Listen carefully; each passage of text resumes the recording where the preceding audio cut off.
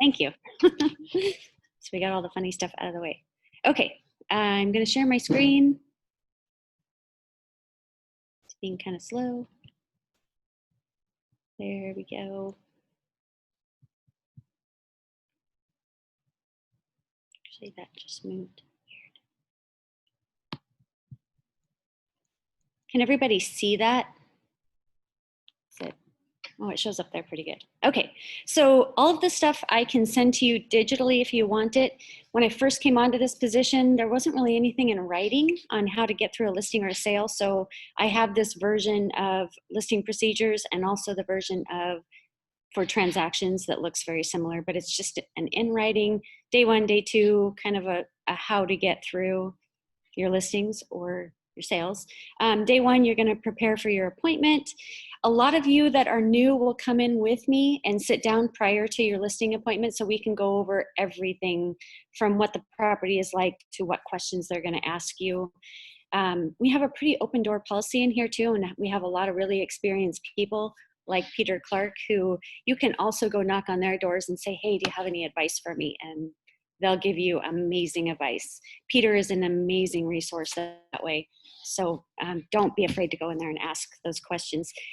All of us have different expertise in different areas. So if I don't have something for you, I'll try to refer you out to people that I know have that also. So you're going to prepare for your appointment the day ahead of time, hopefully. Depends on how much time you have. Sometimes you get a call for a listing appointment and you have to go right away. And you may or may not be able to meet with me, but I'll do my best to meet with you ahead of time. Usually you have enough time ahead of time. You're kind of in control of making that appointment also. So keep that in mind, that you want to have enough time to prepare for this. Unless it's somebody that you know and you know you can go in there and be informal. But you guys are going to be kind of new. You're going to want to know before you go in what you're doing. Hey, Chantel, can I interrupt you? Oh, yeah. I have never gone on a listing appointment unprepared.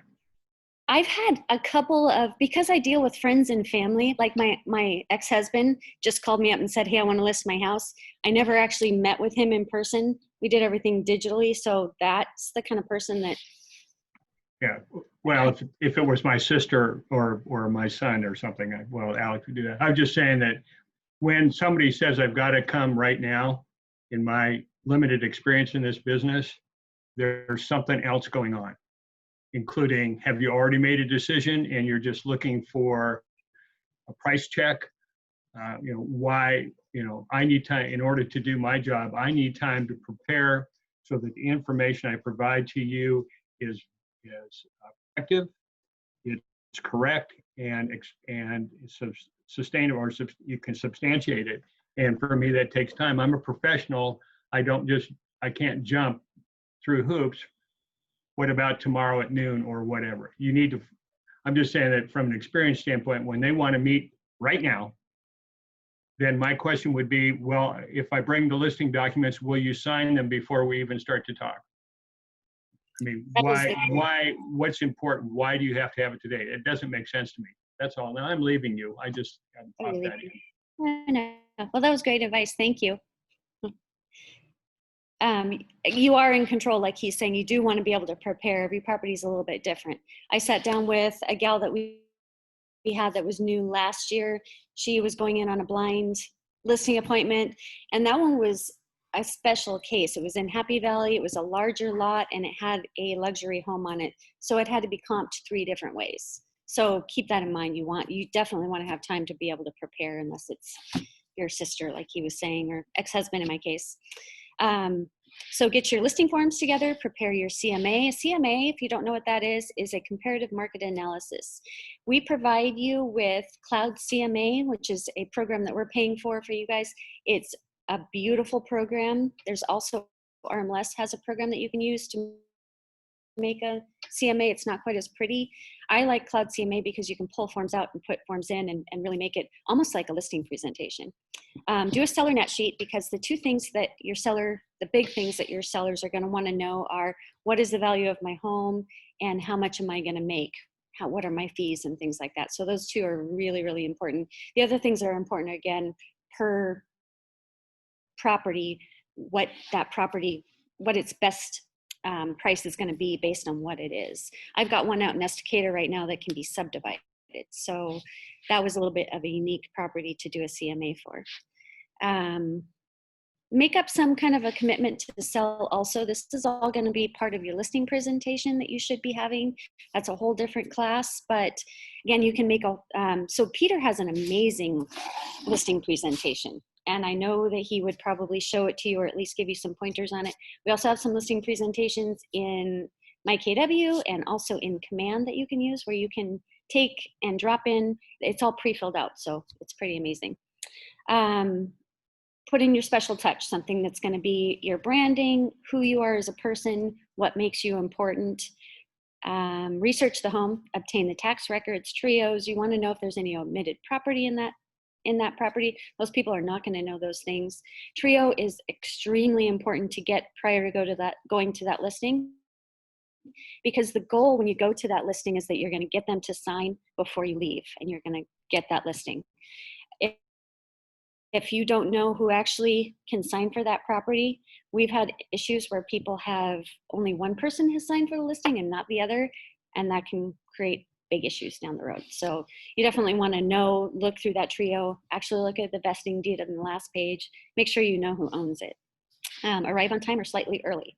So if Peter were here, he would tell you, get there early, because if you get there late, you've already lost, and your credibility goes away with that. So be confident, go in there knowing that you got it. And this should be in any case, anytime that you are ever dealing with anybody, any of your buyers or sellers, you have to go in knowing that you got this. You're the one that they're going to pick, because if you emit that, they're going to believe in you. Years and years ago, I used this quite a bit. There's an agent up in Vancouver where I started named Terry Cox, who said she just told everybody she was the best agent from the very start. And someone else told me that about her. And she is one of the top agents in Vancouver. And that's because she believed in herself and she made other people believe in her. So I know listing appointments can be kind of probably one of the biggest times where you're nervous going in, but you have to know that nervous and anxiousness and anxiety is all in the beginning. Once you get there, it's going to be fine. They're just people just like you. Dress professionally, really important. Don't go in shorts.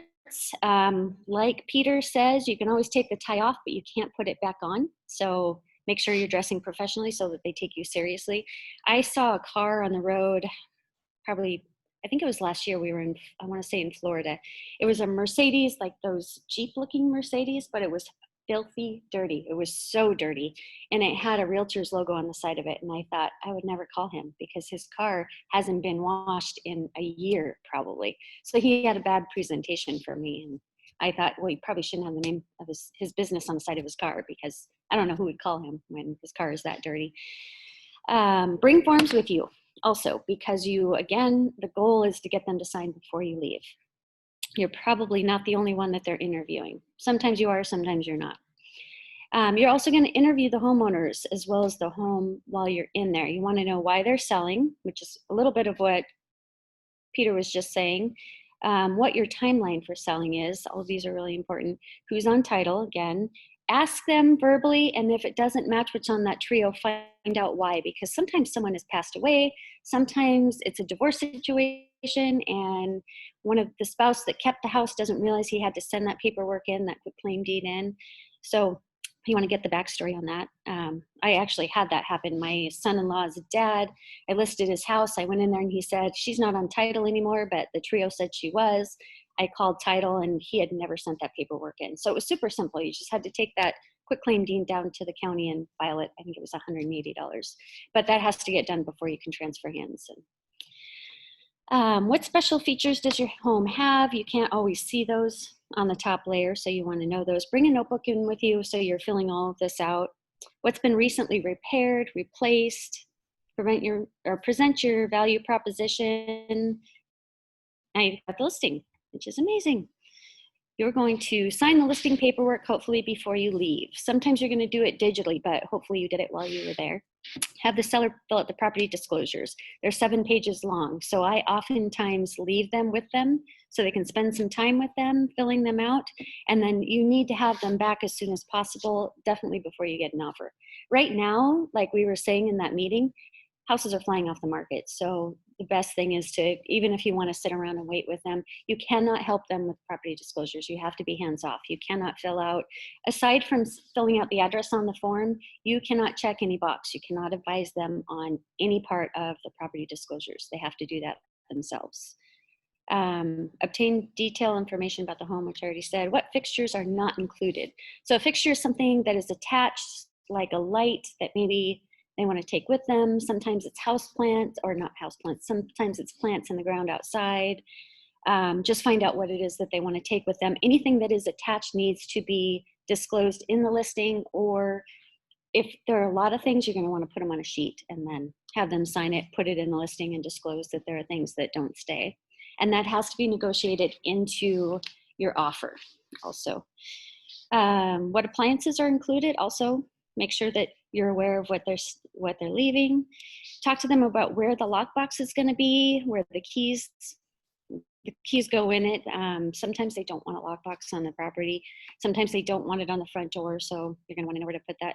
Discuss marketing and open house details. So that should all be part of your listing presentation. I'm going kind of fast through this because I have more things to show you, but discuss your showing instructions. If it's a rental, you have to give 24 hours notice prior to. If it is, some people need 2 hours notice, they have dogs or kids or things like that. If your home, we just had this happen over the weekend, I did an open house with Nick, and they left a dog behind and didn't tell us, and we found out when one of the buyers went into the garage and the dog started barking at them and scared the crap out of them. So discuss that, where their pets are going to be. Kind of important. Discuss a possible plan for price decreases, market dependent. So if you've listed a little bit high, you definitely want to say, okay, if they've talked you into the listing high, we need to talk in a week or two about price reductions. That way they're not shocked when you come to them in 2 weeks and say, hey, we haven't had one showing. We really need to decrease this. You don't want to chase the market downhill. It's very seasonal. We're in the middle of summer right now.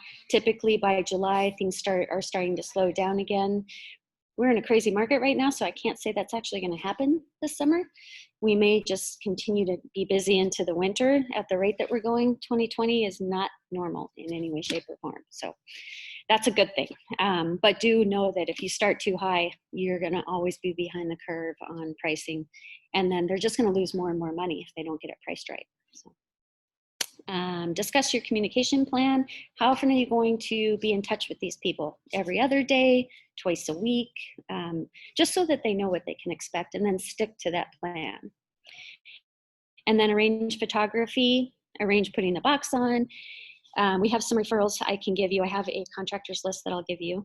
So immediately following taking the listing, you're going to upload all the documents. I need to update this because we don't have .loop anymore, into Command. I'll help you with this also. I do classes on it, but the first probably 2 times that you're dealing with Command and the 3 parts to it, you're probably going to want help through it. So don't feel bad about asking me for that. Enter the listing into the RMLS, WVMLS, or Core MLS, or whatever MLS system you're in, depending on what area you're going to be in. More than likely, it's going to be RMLS. Order the sign installation. This can take a little bit of time, so plan ahead for this one. If your listing's going live on Friday, call ahead of time. If you're in an outlying area like Estacada where I work, I try to plan at least a week ahead because they only go out there one or 2 times a week. So they can take a little bit longer. Prepare your flyers and deliver them to the property. You can either do paper flyers or the perma flyer that you put on there. If you do a perma flyer, you probably don't want to put the price on it because you may have price adjustments. Prepare marketing materials, all of your Command things, whatever it is that you're going to do for marketing. I have some marketing material things I can send you also. Order a home book from the title company. This is free. So title companies can only spend $25 per year per person, but this is your seller, so they can do things like this for the seller for free. So they're not charging for that, and you can put it on the table or counter in the listing, and it's got all kinds of information about the property. Install your lockbox. Give the signed copies of all your listing documents to your seller. That's pretty important. Keep them in the know of everything that's going on. Make sure they always have copies of everything. Arrange and market your open houses. So this one is good to know if you are, for when you're listing a home, try to plan for an open house if you're going to do that. Open houses are really helpful for you, probably more than the seller, but a lot of my listings out in our outlying areas like Estacada sell off open houses. So listing is probably best Tuesday or Wednesday of the week so that you have time to plan for that open house. Some people don't want open, so then it wouldn't matter. But you still want to try to get that house on the market before the weekend. And you'll notice that trend in listings that are coming on. They're usually coming on Wednesday, Thursday, Friday of every week. Ensure that all online marketing is visible. So check your Zillow. Sometimes things get a little bit jammed up in there. It can take up to 24 hours to get onto Zillow. They are getting better about that. And also you should be showing up as the listing agent with Zillow because Keller Williams has a unique arrangement with them where instead of all those other agents that show up on a Zillow listing, KW agents show up. So you should be getting the calls for that. I've seen where they haven't, and you need to get that fixed with Zillow, and it's a pain in the butt, but you should be showing up anyway. Prepare just listed postcards and mail. This is optional again if you want to. Right now, it's probably a really, really good idea because houses are flying off the market so fast. You want to be farming that neighborhood when you get a listing in there and you can get it sold. Then you can prove to them that, hey, I can sell your house too, so that they call you. Another good idea might be to go and door knock either prior to the listing or prior to the open or both, just to say, hey, I've got this listing coming up. I'd love if you come to the open house. Listing maintenance, check in with your sellers regularly, at least twice a week or whatever you've prearranged, or as things come in also, you need to keep them updated as you go along. Manage and refresh your social media posts. Ensure your flyer box is always stocked. You don't want to look like you're not paying attention. Have planned discussions regarding price drops, which we talked about. Call agents for showing feedback and deliver information to sellers, and arrange and market your open houses. I run that open house program. So if you get a listing and you want to throw it into the mix, let me know.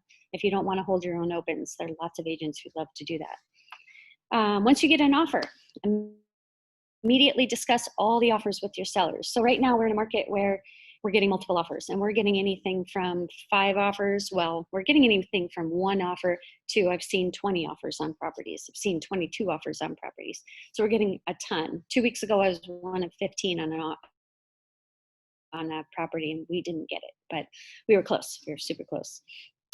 Make sure when you're in that multiple offer situation, we haven't really brought this up in our meetings, and I think that we need to, given the state of the country right now with everything that's going on, and I've got a copy of it that I can send over to you, do a spreadsheet. So you're not putting names of anybody on it, and wait to submit the letters along with it, because we don't want to look like we're discriminating against any one person based off of a letter or a name or a race or a family status or any of that. So if you have 15 offers, put them on a spreadsheet with all of the parameters, the price, things like that. Submit that to your seller first so that they can pick through those.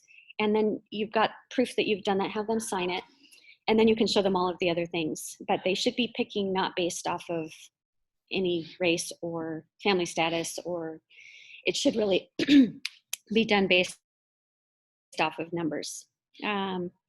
Respond to all offers in a timely manner. So another thing that's happening with this is that you put your listing on Friday and I actually called on one last week for another client in Estacada, and he had put it on in the morning, and I called in the evening to show it, and he said, we're not showing anymore. We've had about 80 showings.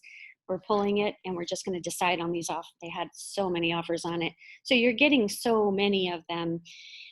The other option would be you want to get through the weekend. Maybe your seller says, I want to obtain more offers. I know we're going to get multiple offers. Let's review on Wednesday of next week. Put that in your listing so that the other agents know that they need to write their offer expiration date for when you're going to look at them. And I'll help you with that. That'll make more sense when you get to that point. Be careful not to steer your sellers to make a decision. They need to make this decision on their own. They're going to ask you for advice. They're going to ask you what you would do. Just be careful. You can give them advice, but don't be pushing them into a decision based off of, well, I like this realtor a little bit better. I've worked with them before. It shouldn't be about realtors. It should be about what is best for your seller. Offer accepted. So open escrow with the title company. And I think that both sides should be opening the escrow because you want to make sure all of the documents get there. What opening escrow means for people who are new is all of that paperwork that you just filled out, not all of it, but most of it, anything that has to do with property, loans, money, things like that. All of that paperwork needs to go to escrow along with the earnest money deposit. So they're the third party that's handling the transaction. Send all that over, even if the buyer's agent did it, send it anyway, so you make sure that it gets done. And that same thing all the way along as you're doing addendums and things like that that need to go to title, both sides should be sending that. Upload all of your documents into Command, not .loop. We don't have .loop anymore. Complete your broker demand toward the end. So green sheet, we don't have those anymore. Our replacement is commissions in Command. You can only, just like green sheets, you can only submit one time. So be careful with that. We do want it up front so that we know what's coming and closing. So do it as soon as you possibly can. We used to say 72 hours. I think the office is probably still wanting that commission done right away. And just know that when you get through repairs, it's probably going to change. When that happens, you're going to send your change to Heather directly. Just email her, let her know what that is. Broker demand usually gets kind of toward the end, maybe a week or two before closing. Title will start bugging you for it if you don't remember to send it over there. But these two are kind of basically the same thing. Commissions is for the office, describing how the commission is getting paid and getting broken up. Broker demand, it goes to title to explain to them what your commission is going to be. If you're the listing agent, you're showing the breakdown of both. Obtain pre-approval and proof of funds once you get the offer. If it's a pre-approval, I would not even accept an offer if you don't have a pre-approval. And a pre-approval is different than a pre-qualification. We're actually starting to even move a little bit beyond pre-approval, where we're actually wanting underwriting approval in addition, because so many offers that if you have a weak pre-approval, and I've seen pre-approvals from lenders that are really more like a pre-qualification. A pre-qualification is somebody called the lender and say, hey, this is what I make, this is where I work, these are what my debts are. And the lender said, oh, you're good to go. That doesn't mean anything because they have not proved anything. And people don't always tell the truth. So you definitely want the pre-approval. If you see a lender letter come over and it says pre-approval, but then they have all these conditions, like as if they haven't seen anything, question them on it. Ensure earnest money has been deposited on time. This is another big one. So this is the responsibility of the buyer to get that earnest money into title.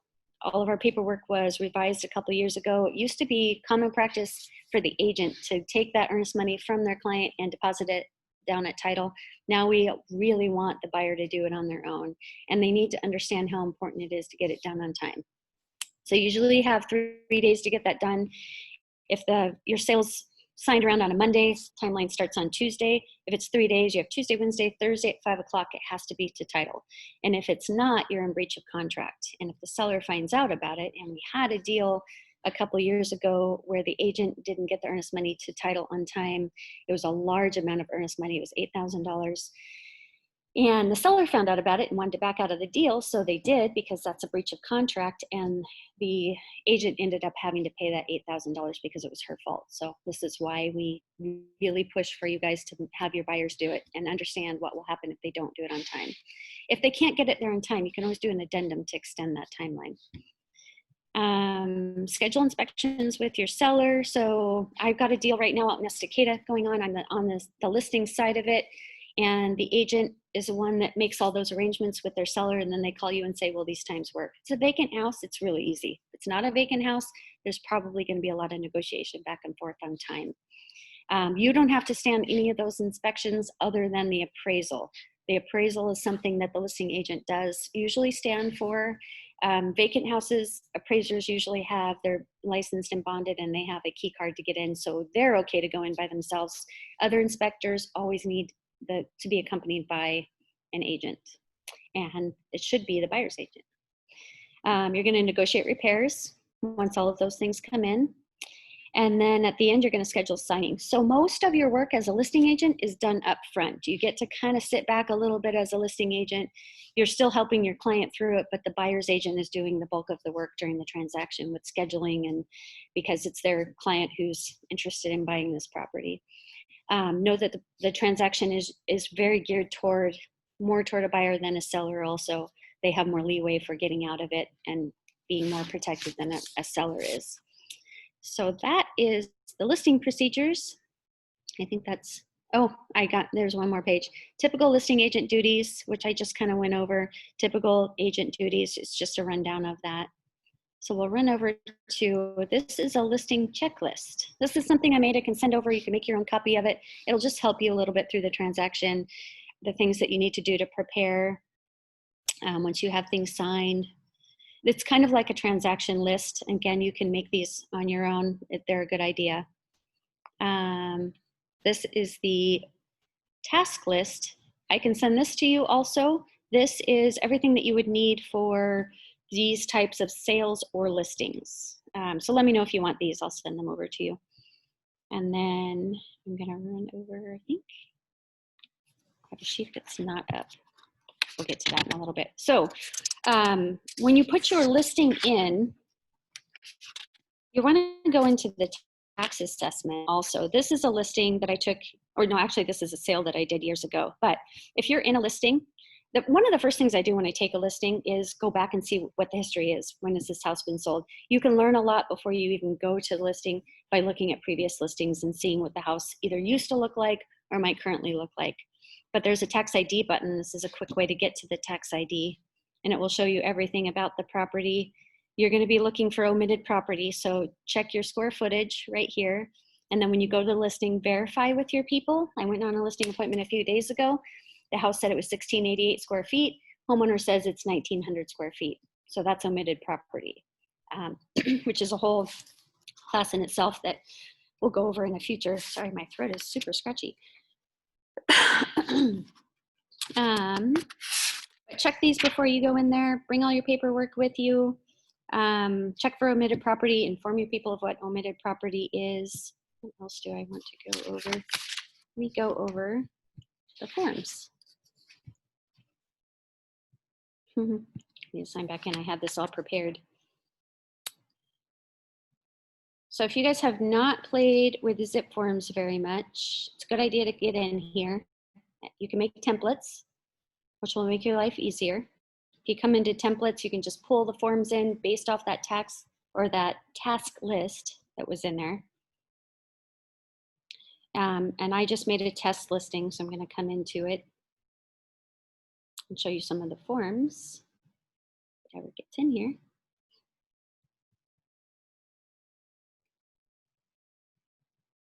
Okay, cover sheet is a good thing to fill out.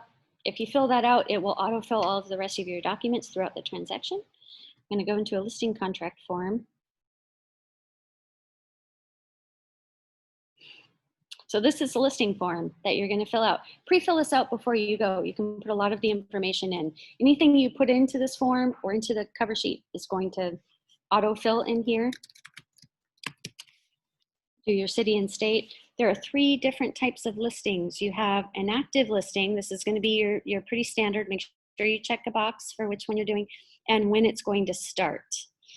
So we'll say it might start on Friday. The other option is this coming soon. And that's a fun one. Actually, I really like that right now because of the way the state of the market is. If you know your listing is coming next week, great idea to do coming soon. You can put one photo in, you can put the sign up. You can't advertise anywhere else other than that, and it just gives them an idea it's coming. So it starts to generate some activity on the property. Put your date on here, and when you go into the RMLS, it has that feature where it's super easy to fill this out, where you say what day it's coming soon, and it goes live automatically. Just keep in mind, you only have 3 weeks, 21 days on a coming soon. So be really careful with it. If your people are renovating their house or doing something that could potentially make it go over the 21 days, you may not want to do it coming soon. Because if they jump over that 21 days and they don't go live on it, you can't relist that home for 30 more days. Someone else can, but you can't. Kind of a crazy feature, but it is a good one if you know they're going to come up right away. And also keep in mind the advertising features on it. You have to be really careful with not advertising. And you can only do 1 photo of the property. And what I've heard is that RMLS says it has to be an exterior photo, not an interior photo. Make sure you fill out your list price. Your term is when it's going to expire, usually 6 months out, depending on whatever you arrange with your people.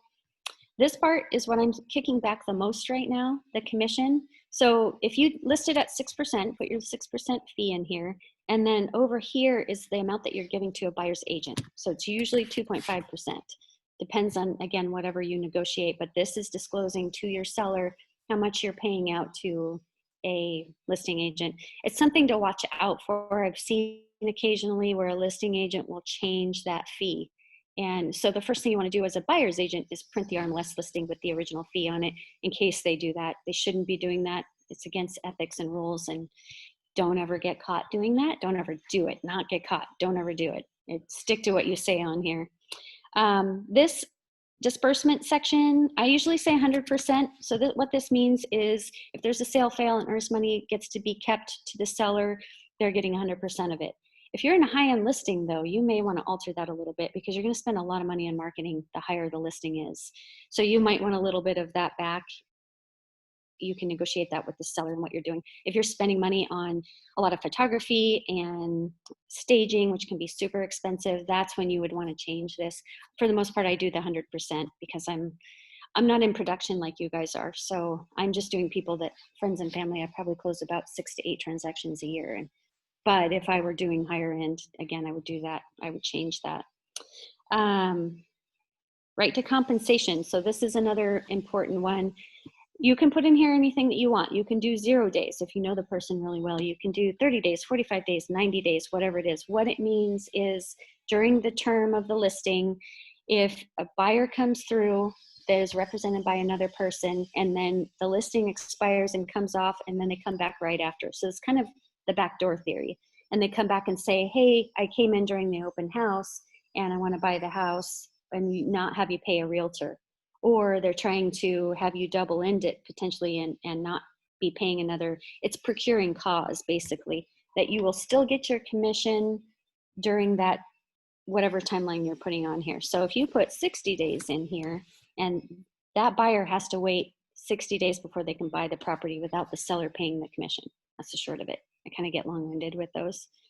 So make that a little bit lengthy so that you can still get paid. The rest of this I would read through. Lockbox, whether or not they're going to do a lockbox. We'll say yes. Internet, so this is whether or not it's going to be in the RMLS and whether it's going to be advertised on the internet. So it's usually yes, but once in a while you're going to say no, especially in the case of sold the house before it came on the market. You're not putting either one of those on there. Dispute resolution, attorney's fees, all of those things. Read through that documentation. That would take me all day if I read all through it. So I'm going to leave that to you guys to do that. Property disclosure statement, they need to be truthful with that. And if you catch them not being truthful, you need to be honest or you need to fire them as a client because you don't want to go down with them. If you know that a seller is lying or withholding information, you have to make them either disclose it. If they're refusing to, cancel your listing. Required detectors, that goes over what needs to be in there. So there are a couple of key things that you want to do conversation wise with people is make sure that they've got their smoke detectors and CO detectors in there, and also that their water heaters are strapped down because you never know what kind of a loan you're going to get, and they require a double strapping and a pan underneath, or it needs to be lifted up off the ground. I would really highly recommend before you take a listing, make sure you, there are going to be times when you're going to take the listing before you can get to this class, but we do have a home inspector that does a class so that you understand the ins and outs of home. Unless you know homes really well, that's a good class to go to. Or tag along with an agent who's doing a home inspection. You're going to learn so much during that time. Seller representation and warranties, again, just make sure they're being honest. FIRPTA is a big one. FIRPTA is foreign people. So if they're from the US, no worries, they just sign this top one down here. But if they are foreign, if they have foreign status and they're from another country, their residency is another country, they would sign here. Never let a buyer sign for a property at the end when you're coming up on closing unless the FIRPTA has been filled out, because what happens, the short version of what FIRPTA is, I think it's 15% in tax that they have to pay as the seller. But if they leave to their country and that tax is not paid, your buyer is going to have to pay that. So that one's kind of a big deal. There's a class on that one too. I don't want to get too in depth in that. Any additional provisions would go in here. If you have any kind of a change in your commission, maybe you're going to it's a 5% listing, and if you double end it, then you'll reduce your commission. Keep in mind, if you're a new agent, Mike will probably not want you double ending right off the bat. As you get more experience, he'll let you, and there's ways around it. So just let me know if you end up in that situation. And then you just sign this. And it used to be that Mike had to sign it, but you don't have to anymore. So I'm going to back out and show you a couple other of the documents. We have this multiple informational disclosure. This is a KW form. Being very slow.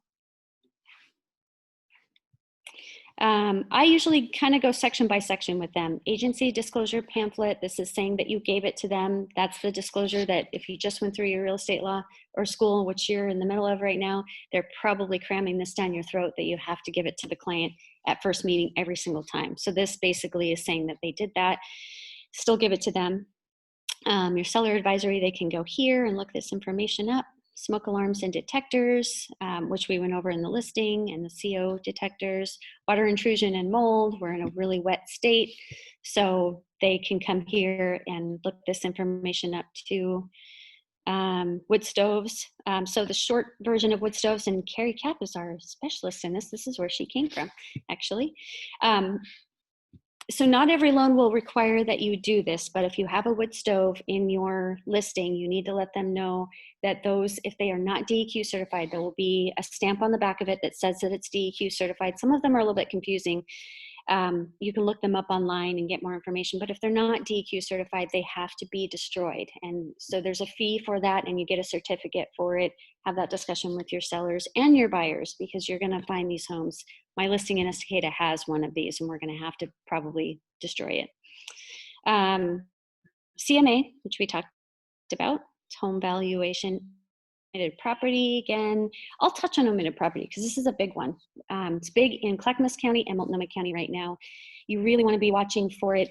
You're looking for differences in square footages. You're looking for additions, remodeled property, a shop maybe that was put on, anything that the county might not know about.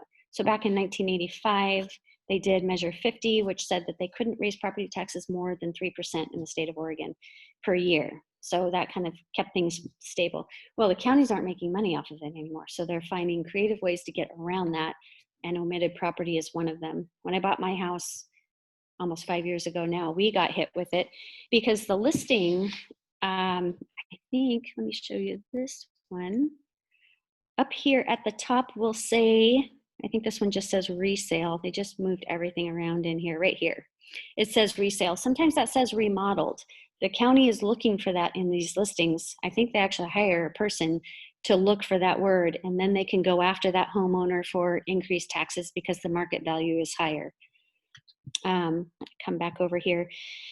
So my ex-husband sold him a house a few years ago. It's new construction. It was only 5 years old, has a daylight basement in it. When I went in the basement, the average person isn't going to notice, but you're going to get pretty fluent in real estate and what houses look like and construction and things like that. I could tell when I went down there that it was not the same quality as upstairs. So it had been finished after. So I went back and looked at the tax assessment, and I saw 2,200 square foot house, but it was being rated as a 1-bedroom. So all that space downstairs, the county did not know it was finished. So the two things with that. One, I wondered if it was permitted, which it wasn't. Part of it was, but part of it wasn't. And two, it did have omitted property. So his property taxes were gonna go up. If the county puts the letter out prior to the sale closing, your buyer could be on the hook for 5 years back. If the letter comes out after you close, then they can only go back to the date that you bought the house. So in our case, they could only go back to a year on us, and it was $300. For Steve, they could only go back to the date he bought the house, but they had added 2 more bedrooms down there, a living room, a kitchenette, and a bathroom. So it added, they gave me an estimate of $1,500 a year. And when I looked at his tax assessment this morning, I saw it only went up about $800. So it wasn't as much as the county said it would be, but it's still significant.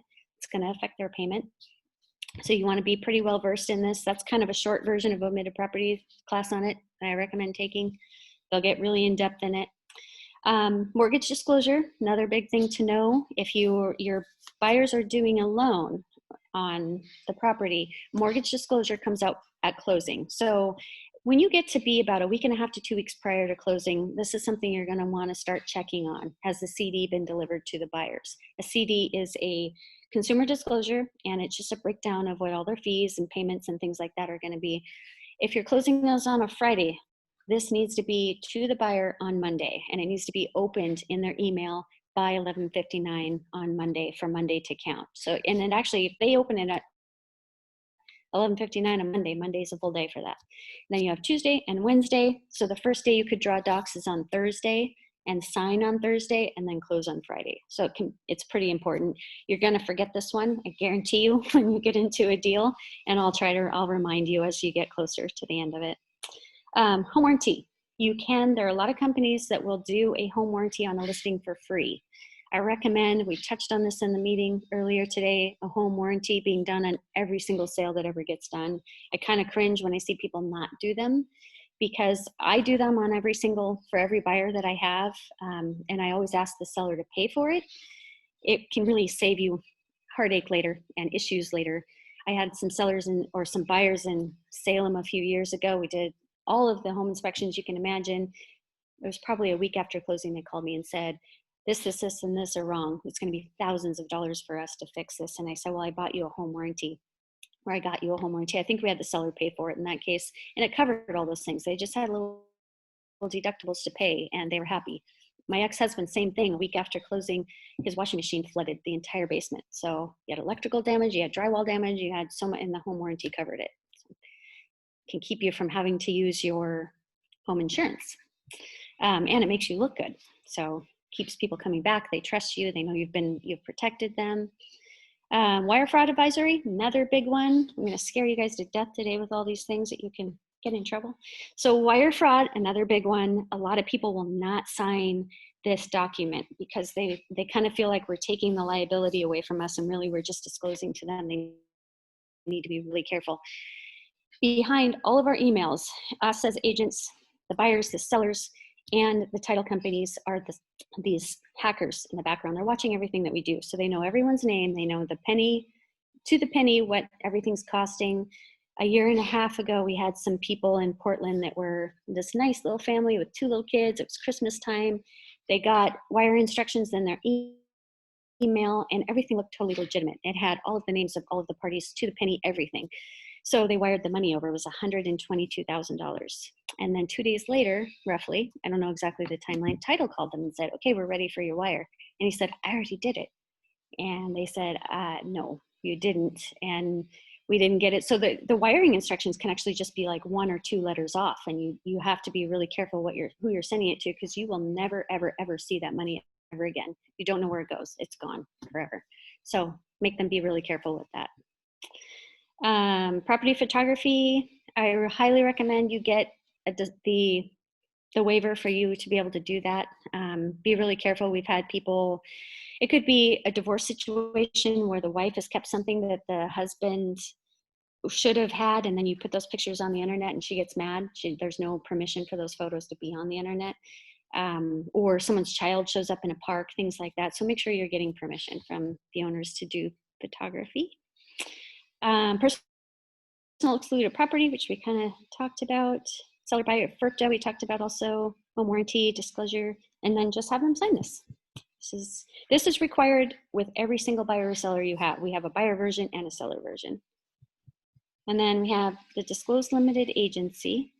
So this is when you're in dual, and this is basically kind of giving permission to potentially be in dual. So not everyone will sign this either. We actually had somebody, it's rare that they don't sign this one, but some people don't want to be in dual. It's a difficult position to be in, and Mike could be in dual in this situation too, where you're representing the buyer, someone else in the office is representing the seller. You need this form for that also. He's going to go over a lot of these in contracts class, so I'm just going to touch on them. Seller's property disclosure statement we talked about. There's an addendum to the seller's property disclosure, so if there's anything that's answered yes that needs a description, have them fill that out. They can attach multiple forms. They can actually just do a blank sheet of paper too with a description. My sellers did that. So these are the basic forms that you need for a listing to take with you. Come in here, fill those out, take them off to the listing. Does anybody have any questions so far? Seem You do? Go ahead. Are you on mute? There we So I have a couple, surprise, I have some questions. go. You're thorough. For showing, for showings that if you're doing a showing and another agent shows up with another prospective buyer, does that happen very often, and how would you handle that? Right now with COVID, everybody should be waiting their turn before they go in. Okay.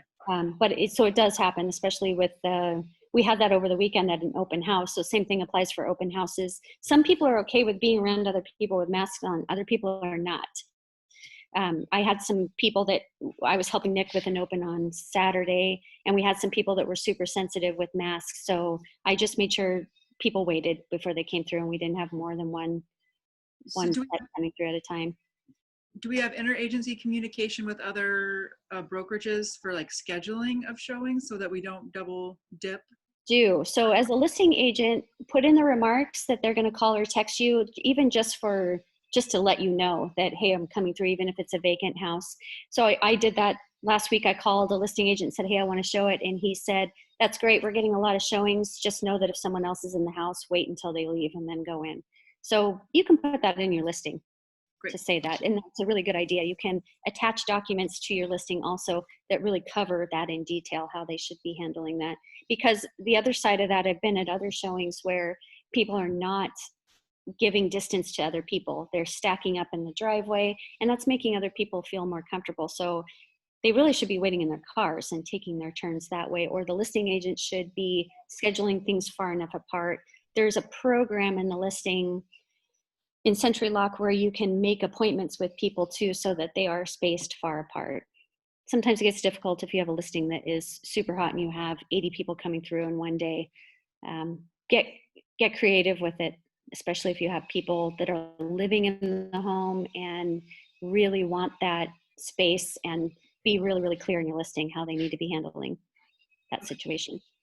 And then for FERPTA, how do you present that documentation without running the risk of potentially bumping up against like the perception of discrimination, or just assuming that someone is a non-US citizen?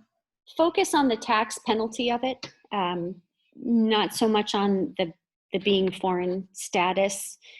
I mean, that's important because they live in another country. It could be Canada, it could be any other country other than the US, and you don't want to look like you're discriminating, but you want them to understand the tax penalty that happens, that the seller needs to pay this tax. And title does all the confirmation of whether or not the people are, and they do what's called a qualified statement at the end at title. That's what needs to get signed prior to a buyer signing documents, so that you can prove that, and so that the arrangements are made for that tax to get paid, which will protect the buyer. So I would just focus on it's a tax penalty protection.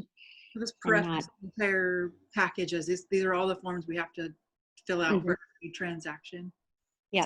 And if they're not comfortable signing something, just write on that document that your buyer or seller refuses to sign it. That's enough for me. As long as it's been disclosed to them and they understand the ramifications of it, you've done your job as much as you can do with some people not wanting to sign that. FERPTA, usually they sign that. That one's not as big of a deal. Wire fraud, they don't want to sign. Disclosed limited agency, they don't want to sign, usually. Okay. Do you need their acknowledgement of that, or just that you've provided that documentation to them? That you've provided it. So you can just write on that document that buyer or seller refused to sign, and then put that into the file. And does that goes as well for the wire fraud advisory if they don't sign that one? As long as you've emailed it to them, you have proof of delivery of that notice? Okay. Yep. And even you can write notes in your transaction about things, and that is documentation. So keep really good notes from your buyers, from any transaction you're in or any client that you have. Be keeping really diligent notes, and you can put those notes into your command file or just keep them for yourself. But if you have any kind of litigation later, those are the things that they're going to ask you for. And they can just be, as long as they're, it can be handwritten too. It's better if you put it in some kind of a digital form where it's date and time stamped to prove that, okay, this is the conversation that I had. It's your version of the conversation, but it helps, versus you get into litigation and then at that point you decide to write these notes. That does not work as well. Works a little bit, but it doesn't work as well as if you're doing it as you're going along. Thank you. Any other questions? Okay. I think I covered it. I do have a form in here. It's actually not in here. Oh, it's on the other side. That's why it's not in here. So listings are pretty easy. They're just a lot of anxiety when you're first taking them because they seem like they're kind of a big deal. But as long as you're prepared and you've done your due diligence ahead of time before you go to the listing, come and talk to me or Peter or anybody in the office that you think would be the expert in that area, and we'll sit down with you and talk about that specific property so that you're ready when you go in. Yeah. Any other questions? Do you have any questions? No. Does it feel comfortable? Has everybody got a pretty good picture of what it's like to take a listing? At this, yeah, I feel like it. I mean, I'm sure more questions will arise as we go through it, but Mhm. Every transaction is different also. So every seller is different. And I mean, that's the nice thing about real estate is it's never the same. So you're never, ever going to be bored. There's a lot of legal side to it at the same time. Okay. I guess if nobody has any other questions, we're good. And next week what's that? it's just thank you for doing this. Oh, you're welcome. Next week on Tuesday, same time, we'll just follow the meeting, is the buyer transaction side. Okay, I'll see you guys all later. Hopefully tomorrow. If you can come tomorrow, we're doing that coffee in the parking lot. I think that'll be fun. And that's actually really focused on celebrating newer agents and their successes. And we have a lot of really successful people. Like Connie, one of our new people from last year, she capped in her first year and she's 6 weeks into her second year and already capping again. So she's doing amazing. That's what you guys can do. So, okay, I'll see you later. Thank you. Thanks.